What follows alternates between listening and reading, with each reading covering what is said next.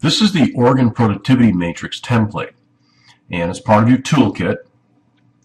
And we have it set up to go step by step to take you through building your organ productivity matrix. So here's a blank one before we've gotten started.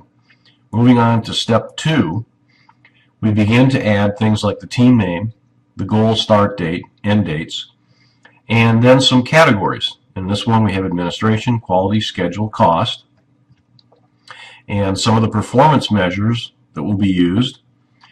And there's the score from 0 to 10.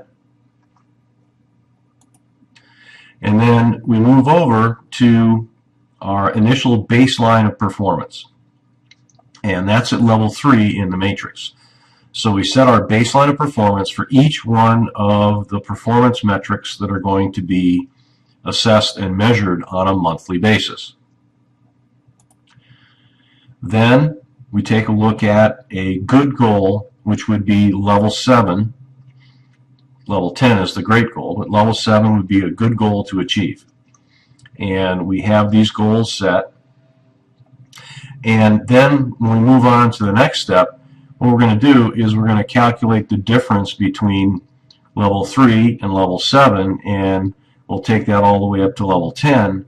And it's just the incremental differences that we would see as we go from step to step to step. And then we go below because there could be an opportunity for the team to have a less than stellar performance during one of the coming months, which would be below the baseline. So we account for that by having 3 levels below the baseline. In step 9, we begin to add in the weighting that we give each one of the performance metrics. So since not all performance metrics are equally important, they have different weightings, and what we do is the weighting adds up to a total score of 100. So if I change this one to a weighting factor of 15, we'll see that now we still have to come up with another, and we'll just make that lucky 13. All right, so now we're back up to 100. So we've added our weighting factors in there. Then we move into a calculation step where we highlight on our matrix that current month performance. And we've highlighted that. And then you're going to track across to pick up the score for that current month performance. And so we can put the scores in here, the actual value of the performance metric that we have, that we've highlighted in green. And then we're going to track across here to pick up the score, which will go into this column right here, and we'll pick that up in the next step here. So now we're adding those in. 95 was at a 3.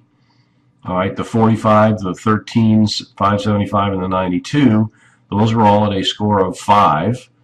All right, rolled throughput yield was at a score of 4, another score of 4, and then we slipped behind on realization rate to target, and that got a score of 2. All right, now we'll move on to the next calculation step where we now are going to be multiplying. All right, so it's going to be the weighting factor times the score. So we're just multiplying these two values. So 3 times 10 is 30, 5 times 5 is 25, 5 times 12 is 60, and the highest score you can have would be 1,000. All right, and now moving on to the next step. Now that we have the values calculated, this is just a sum of all of those values. So now we have a month-ending score for this organ productivity matrix, and then we can add that score into an OPM scorecard, and we can track it on our trend chart where we have at level 700 is the good goal, which was level 7, and 1,000 is the great goal. So that's how we would actually begin to build and utilize an organ productivity matrix. And included in your toolkit, we have for you an example where we have multiple project teams are being tracked on a giant productivity matrix, and then we have some individual teams and how they are being tracked on their matrices. So that just gives you an example of how this has been applied, and you have a template with step-by-step, so you can build your own organ productivity matrix.